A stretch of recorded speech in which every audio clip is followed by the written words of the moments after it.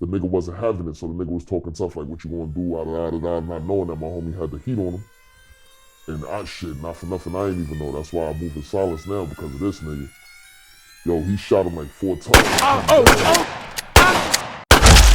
A lot of mothers crying, sons dying in vain. Sipping purple rain, undermining the pain. Bodies dropping like leaves before the seasons could change. They don't want a job, they want a brick or some cane. Yo, what up, my guy? How you doing? Yeah, I'm doing good, man. I'm doing good. I appreciate you having me on a real podcast. Nah, no doubt, my boy. Good looking for pulling up. So, like, how was the trip coming down here? It took a minute? Yo, the trip was alright, man. I can't complain, you feel me? Facts. A little bit of traffic. Besides that, everything was smooth, you know what I mean? Okay. I can respect it, no lie. Truthfully, honestly, I don't really know you, and I don't know you like that. No disrespect, but respectfully. But I've been hearing a lot about you. I've been hearing some good things. They said you official, you know. You on timing. I respect it. I think they was telling me you originally from New York or something like that.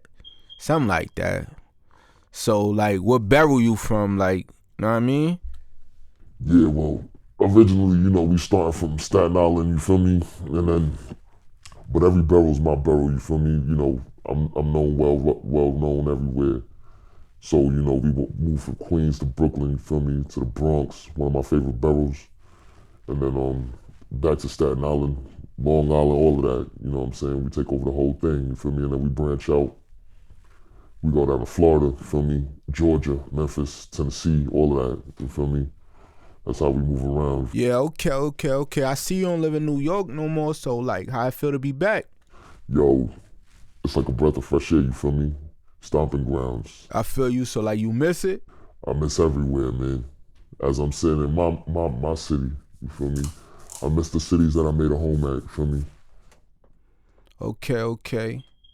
So like tell me a little bit about your upbringing. You're originally from America, right? Yeah, of course.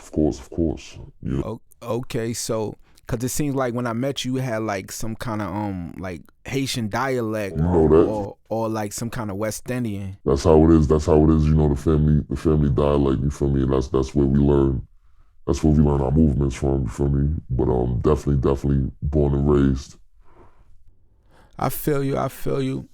So I know I heard from some of the guys. I know your pops in ADX right now serving like what 2 life sentences, something like that. And from my understanding, you did like 13 years inside. I think they said you did 13 in, about 5 of them in the box, something like that. Yeah, that's shoot. That's a whole thing right there. That's a whole different that's a whole big story which we about to get into. We're gonna definitely dive into it. I'm gonna let y'all know the whole thing. All right. So tell me like what it was like you growing up in the streets. Like what put you on to it? Like you like in a gang or something? Nah, usually we take care of all gangs. If you catch my meaning, you know what I'm saying. So really, we build our own entourage. Little something like Nah, I I don't get know. it. You Like feel me? something like the Italian mob, you know? They build their own endeavor, their own empire. We build our own empire. You know what I'm saying? Shout outs to them. You feel me? Definitely learning from them growing up how to build your own empire. So our names ring bells in the streets. You feel me? Okay. So like, who's y'all if you don't like mind me asking? Oh, CC, yeah. So we the Nah. I'm gonna cut that because I don't want y'all to like incriminate criminal. yourself. Yeah. I respect it. So like, tell me like what you did out here, like how people know you the way they know you, like you know what I mean, like what have you done, like just not too much, but Yo, honestly, no lie, right? Very humble beginnings. Well, humble now. So we've been putting in a lot of work. You know what I'm saying? And not for fair purposes, but that's what comes with the game. They fear us now because of the work we put in. You feel me? So if people get stepped, as they step in the way, they get stepped on. You know what I'm saying? That's very simple math. And honestly, it worked in our favor. So. Okay, so can you like give us a story with like not Oh yeah. like not incriminating yourself, nothing like that? You feel me? Yeah. I know like nobody can see who you is, and I don't want them to see who you is. You know what I mean? Because I know you got some things you dealing with, and you currently on the run right now, so you don't want to get knocked or nothing like that. So I feel you, and like I said, I appreciate you coming up here. You know what I mean? And good to have you. And Brody, just talk your talk. You feel me? Let the people know like what's going on, and it is what it is. Yeah, that's definitely. I appreciate that. The real podcast. You feel me? Definitely a place to be to talk this shit. You feel me? Well, yeah, definitely. Coming up from the trenches, you know what I'm saying? The wolves and everything, you have to learn quickly. People can't be trusted, you feel me? And the people that you can trust on, you gotta hold on to them. So even them, you gotta watch, you know what I'm saying? So we definitely made moves, took out people that not even incriminate nothing, but took out people that needed to be moved out the way. And some of them was peasants, some of them, from the weakest to the strongest, you feel me? It doesn't matter who. And that's how we got our name on the map. So the funny thing is, when you take out the head of a snake, the whole underlings they unravel. So that's how we built our empire. We started to branch off on that. Having a strong foundation is how we keep our things going. So it's not just one head; it's multiple heads. I'm definitely lucky enough to be one of the heads that keep things rock solid. So. Okay.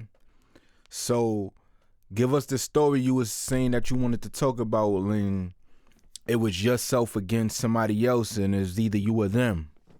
Yo, we had to honestly and this is what built up most of the majority of the time that was given to me. We had to really run in somewhere and do some things, you know what I'm saying, and had to move family members out the way. We never on that hurting kids type of stuff, so we had to put the kids up. But definitely everybody else felt the wrath, you feel me? And now I gotta worry about that because when they get older, shit, you know what I'm saying? It's like Kill Bill type shit, not to bring it to some fantasy false stuff, but kids come back, you make their parents a martyr. I remember when I was young, me and my homeboy, we riding out to the store and all that. He one of them hotheads, man. He ain't play no damn game, so I felt safe around a nigga, you feel me? Because his names ring bells in the streets. That's when I was first starting out, before we got our empire going. But I owe a lot of my gratitude to him. We was going out.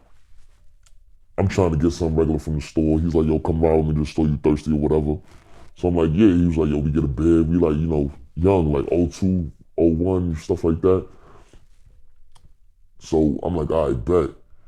He fuck around and robbed the store. So I'm like, yo, bro, I wasn't even on that type of time. I was just trying to get something real quick and go back to the crib, you feel me? But this nigga had other endeavors and shit. So as he robbed the nigga from the store, the nigga wasn't having it. So the nigga was talking tough, like, what you gonna do, not knowing that my homie had the heat on him. And shit, not for nothing, I ain't even know. That's why I move in silence now, because of this nigga. Yo, he shot him like 4 times, put him down, like, because the nigga try to stop our movement. So the nigga was like, yo, some old dog type shit off of Menace to Society, put like 4 in his chest.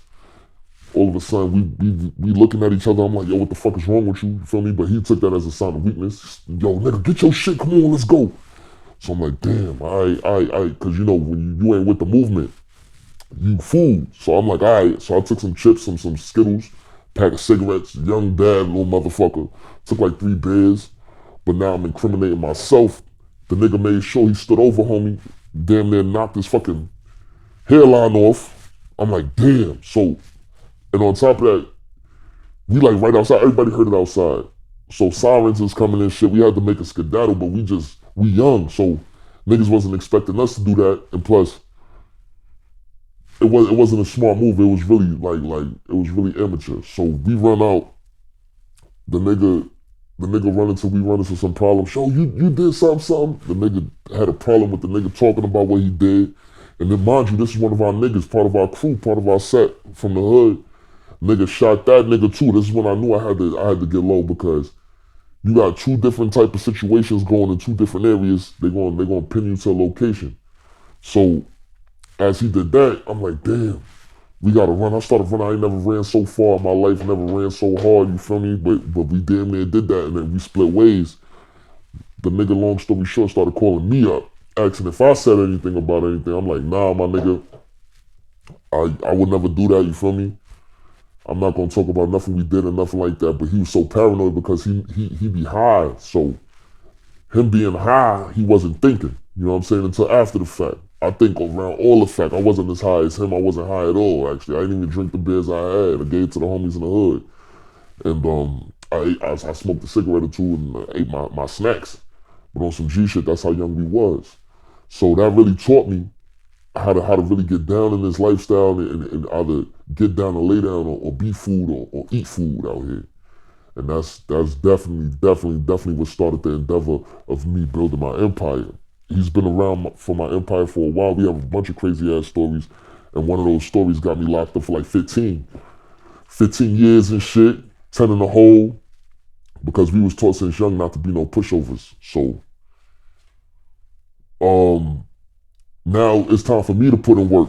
So that situation led into another situation. One of the niggas that he shot when we got back home, not the clerk, because the clerk is just, a worker, but the nigga he got at when we got back home for talking too much, that was one of the big homie's nephews.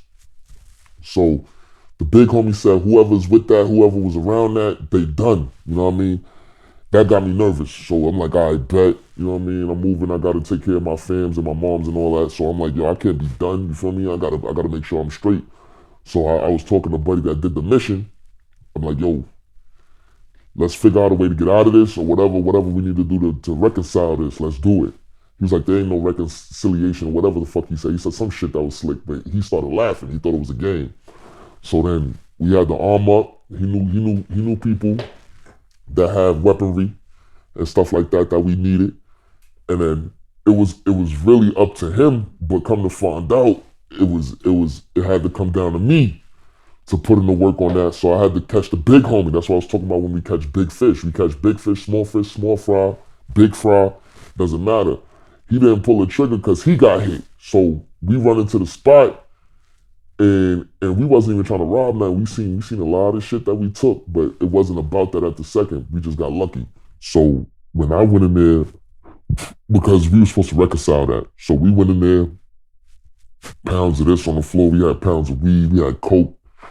I think he had some meth, but we don't really dabble into that. Some pills. So and some money was hidden in the crib that we found out later, after the fact. So we running in there just to catch old boy.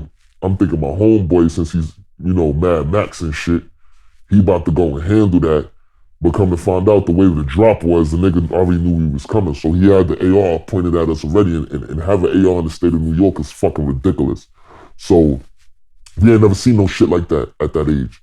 So we froze, you feel me? We froze. So my homeboy, he had the drop on my homeboy. He was looking at me because, like I said, I knew homie a little bit.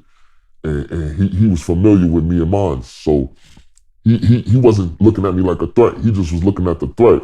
So my homeboy looked at me, and the sight of fear in his eyes was like, yo, shoot this nigga.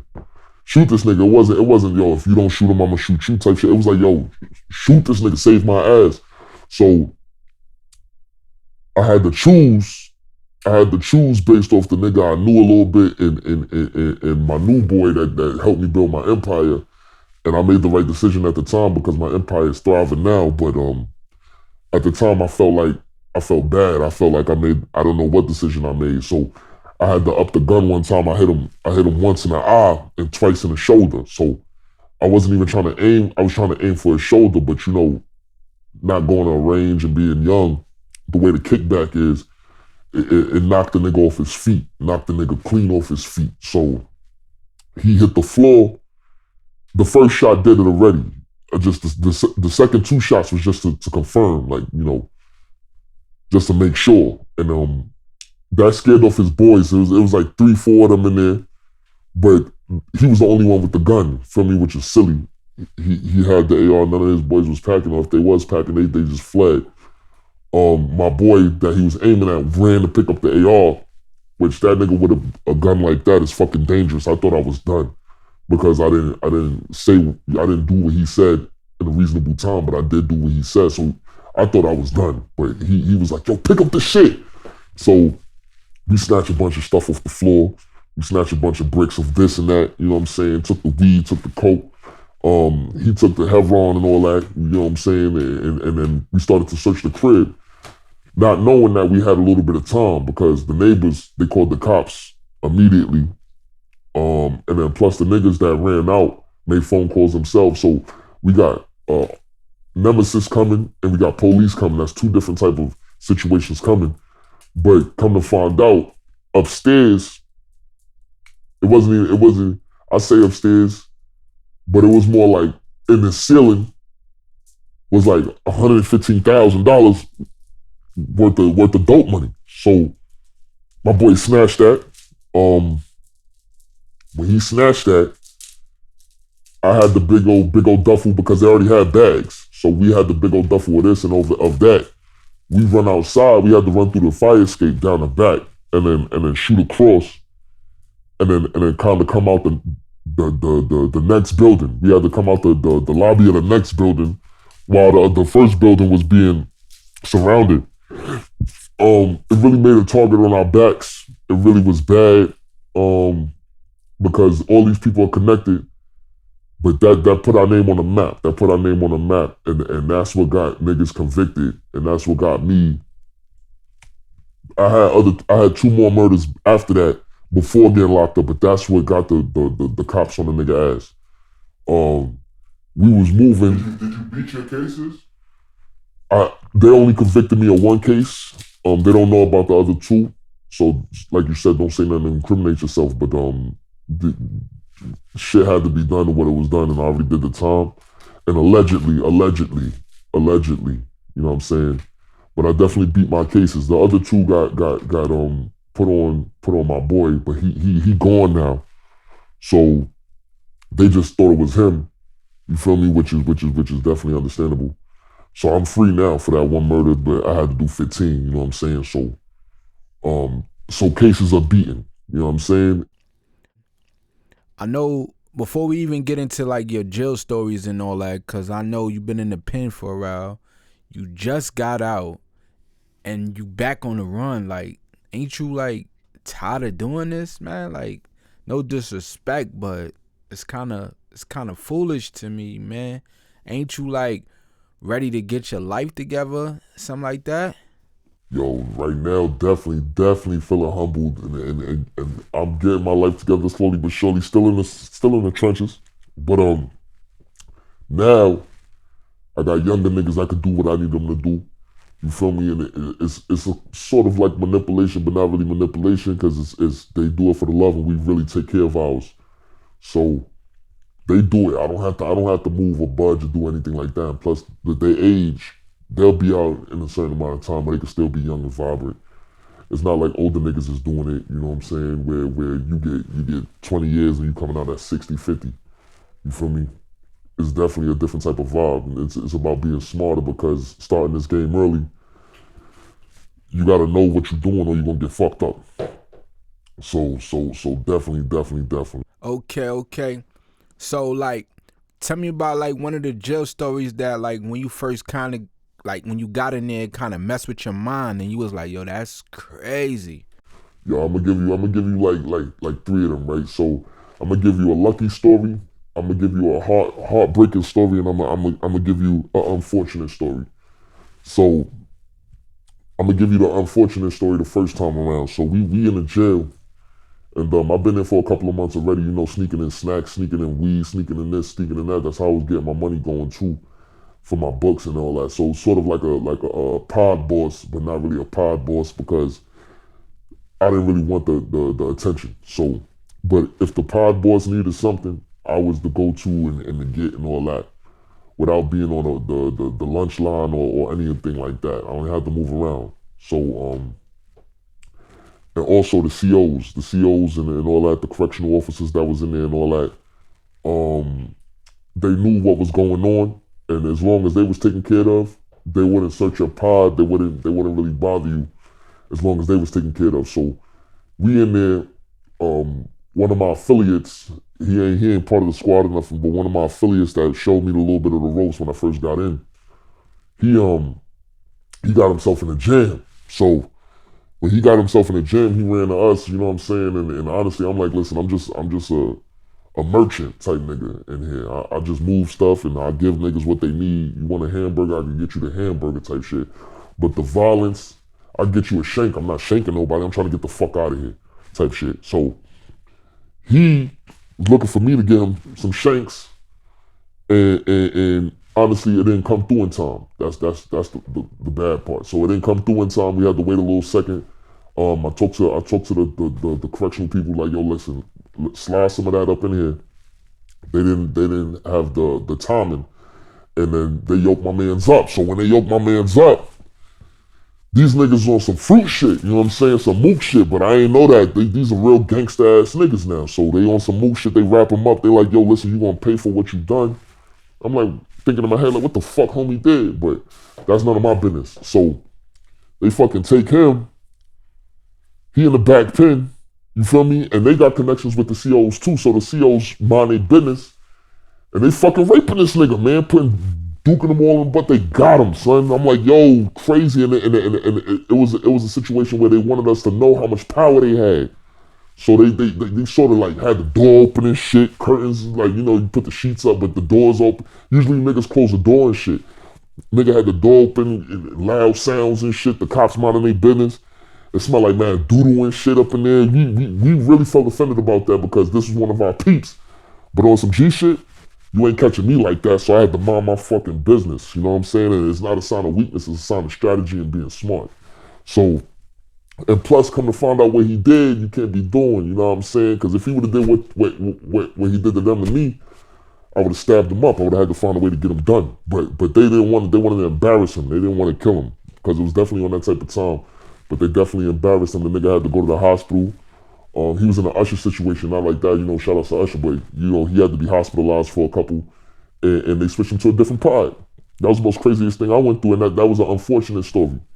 A lucky story is, it was me and my homie, thank God I knew him, he was fucking with the CO, so she would give him anything he need. That's how we got some of the shit we needed, you feel me? And then come to find out one of these days, because, you know, being inside with a bunch of men for 15 years, niggas be on some mook shit. So he got the CO to give us some coochie, you feel me? And it was me, my other boy, and him. And we was tearing her ass up. And again, niggas mind their business and all that. But that was definitely a fun time for me because I was in it for a while, my nigga. I was in it for a while. So definitely getting some sense of coochie. And then plus, we had our own agreement with her now, because he did it for, it wasn't just about lust, bro. It was about politicking. Now we could interact with her and get stuff through the jail without having to go through this person and that person, because we showed her such a good time and she was safe and all that. So that was definitely a fortunate situation that was crazy up in there. I ain't never really, and they do that every day, you know what I'm saying? I just happened to be lucky enough to go through that experience a couple times. And then a heartbreaking story was my man's, he was supposed to get out to go see his kids and all that. He was supposed to get out like 5 years before me. And he had some real problems with some niggas, some bad problems with some niggas. And honestly, he was in the other pod and he got in an argument with one of the correctional officers. And the nigga put him in a defective pod. Defective pod, I mean like the ops pod. So when they put him in the ops pod, the niggas they got at him before he could get out. He was supposed to get out in like 2 weeks before he got hurt, but 5 years before me, and they fucking killed him, bro. They stabbed him. Okay, Yo, yo, yo, yo. I'm trying to keep my composure and keep it like a professional demeanor, like, you know. But yo, is any of this stuff even true? Like, no disrespect, respectfully, but yo, for real. Yo, you got Yo, I'm just finding it hard to believe. yo, listen, man. Listen. Huh? The way the cast is, Yo, no disrespect, but respectfully, bro. It just sounds crazy. this is how this goes. Cause I'm a very humble soul now. The way the cast is, this is how we move. You feel me? And on some real. No. Hold on. It's cool. What's cool? My niggas always down the ride, and honestly, We are we too. came on the show to just give a little glimpse of what's going on. Usually we don't talk about this shit for years. We don't talk about this shit, not even amongst each other, because you see what happened to Dirk. We don't know who the fuck is wearing wise. Yeah, bro. Again, it's whatever. So honestly, on some G, Alright. I was dumber back then, but that was just beginnings. Now I definitely move smarter. Niggas don't know what the fuck is coming, where it's coming from, and I'm not speaking about murders that was done this year. Just the beginnings, just before jail. Coming out of jail, I'm not talking about none of that, because I'm already cleared. You know what I'm saying? But on some G shit, this is legitly what the fuck happened in the hood, and then this is not just one hood. This is, I moved around. Florida, we got some shit going. Georgia, we got some shit going. Memphis, Alright. Alabama, you feel me? We move around, you feel me? But definitely up top, this is how it started out. Alright. So like, tell me what you think about Lil Durk's situation. Like, I know you've been in the penitentiary for a while, so you know you kind of got a glimpse of like what's going on. What you think like he could expect from this situation, big homie? What's your insight? You feel me? Yo, on some real, free Lil Durk. First off, we all have our demons and stuff like that, and he done did what he needed to do. I feel he did what he needed to do in the situation that he was presented and the surroundings he was thrown in. But on some real, you can't trust only the family. You feel me? You can't do that, because them niggas look with jealous eyes. That's why I equally distribute wealth and power. Not saying that I'm any less powerful, but you know, just the equal distribute of wealth, and not just power. Some power, because niggas don't know how to act, but definitely wealth. Niggas don't have to look over to you or look at your pockets and get envious. They have their own shit. They have their own bitches. They have their own vibes. We all do what we do. We all share. You feel me? So if I'm like, yo, nigga, I need to fuck something, I just got out of jail. Niggas will bring a bitch to me. I don't have to look over to my man's bitch and be like, yo, I'ma fuck his hoe. We don't do none of that. That's the difference. When one person has all the power and all the money, because it's like that, then niggas will come and shake you down. And so I really hope his lawyer is fucking Mike Tyson, because I really want to hear his music. I really want him out. So but on some G shit, we all get hit with that. The reason why I got locked up, because a nigga snitched. So and I learned my lesson on distributive power, because at first it was just a handful of homies that did the work that had the power and the money. If you wasn't on a journey with us, we ain't sharing shit. And that's bad. You know what I'm saying? So on some G shit, when we come home, we like fucking Santa Claus. Everybody getting something. Everybody doing this. So when niggas come home from their missions, everybody getting something. There's some shit that I wasn't even involved in that I got some shit from. You feel me? And then when they in trouble and all this, they need a bail, $10,000 bond. We there for them. We got them, because they look out. So when you move like that, you don't get fucked. And I really hope he gets out and shit like that. You know what I mean? And he gonna get it. But that's what I have to say about that. But on some real shit, we a little different, because a lot of my niggas is dead. You know what I'm saying? Not like that, God rest their souls, but they move sloppy. They didn't know how to move. I'm very fortunate and lucky to still be sitting here. You feel me? And tolerating disrespect, we don't do often. But I evolved where I could understand and listen and speak to a person and not get hot-headed. Because that's what got a nigga in that situation in the first place, getting hot-headed. So, like, I feel where you coming from, you know? So, let me ask you something, man. Honestly, man, where you see yourself in the next 5 years? Oh, definitely moving something else. We gonna be moving legit shit. So I got people that's doing things in electronics. I got people that's doing things with Bitcoin and all of this and stocks and bonds and all of that. There's a lot of shit moving around, and this is where you gotta evolve with the game, because nickel and diamond, even though we passed that, but I always call it nickel and diamond. No matter how big the weight is, it's nickel and diamond. That gets you fucked up, and then envious eyes, niggas get jealous and shit like that. You gotta know how to move properly. I'm at the point where I don't have to do that. I could just hand somebody something. They go do what they need to do. They bring me my percentage. They keep a percentage, and the cycle continues. I drop off what I need to drop off. They do what they need to do. They bring me my percentage. They keep their percentage. It's a repeat. Now, when you got 30, 40 people doing that, you could definitely sit comfortably, but you gotta micromanage, which is the hard part, because anybody cannot bring you shit, and then you gotta go and take care of business, which we have had to do, unfortunately. So it hurts to hurt a nigga you love type situation, but it has to be done. And death ain't always the answer. You make more problems with death than you do anything else. So it's just teaching niggas a lesson, like I said about the whole jail situation when they didn't want to hurt homie. They could have killed him, but they wanted to teach him a lesson. That's what I learned from that situation. Usually teach a nigga a lesson instead of taking his life, and now everything is smooth.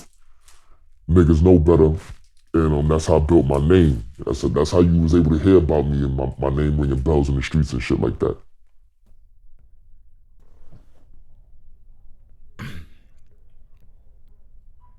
Okay.